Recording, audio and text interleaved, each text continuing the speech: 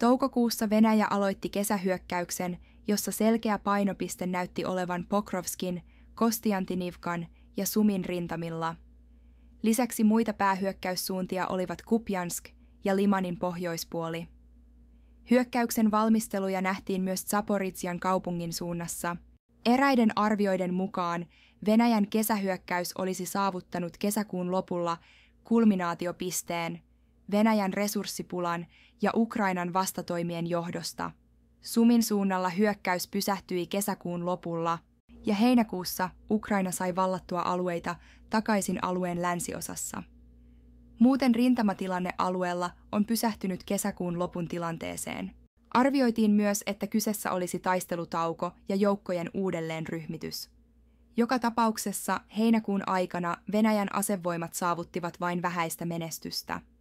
Kupjanskin rintamalla Ukraina kykeni vakauttamaan lähes koko hyökkäysrintaman, ja Venäjä eteni vain vähäisesti Kupjanskin länsipuolella, pyrkien kaupungin saarrostukseen.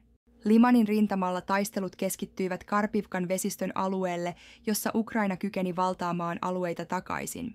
Venäjä kykeni valtaamaan vain yhden kylän, Zelenedolina. Muuten rintamatilanne oli vakiintunut kesäkuun lopun tilanteeseen. Chasiv Jarin ja Kostiantinivkan rintamalla on ollut kiivaita taisteluja koko heinäkuun ajan, mutta Venäjän eteneminen on ollut vähäistä. Heinäkuun suurin menestys Venäjällä on ollut Pokrovskin itäpuolella, jossa se on edennyt noin 10 kilometriä kuukauden aikana. Venäjän lähitavoitteena näyttää olevan Dobropiljan valtaus.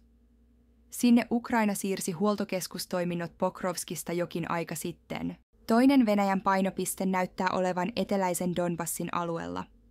Viime vuoden ja kuluvan vuoden aikana Venäjä on edennyt massiivisesti eteläisen Donbassin alueella, mutta heinäkuun aikana eteneminen on ollut tälläkin suunnalla vähäisempää.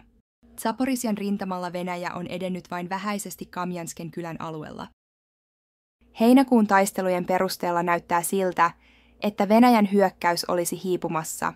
Eräiden arvioiden mukaan Venäjällä olisi kuitenkin vielä 200 000 taistelijan reservi käytettäväksi Ukrainan rintamalla. Tulevat viikot näyttävät, onko Venäjällä edellytyksiä hyökkäyksen jatkamiselle. Kiitos mielenkiinnosta, palataan asiaan seuraavassa lähetyksessä.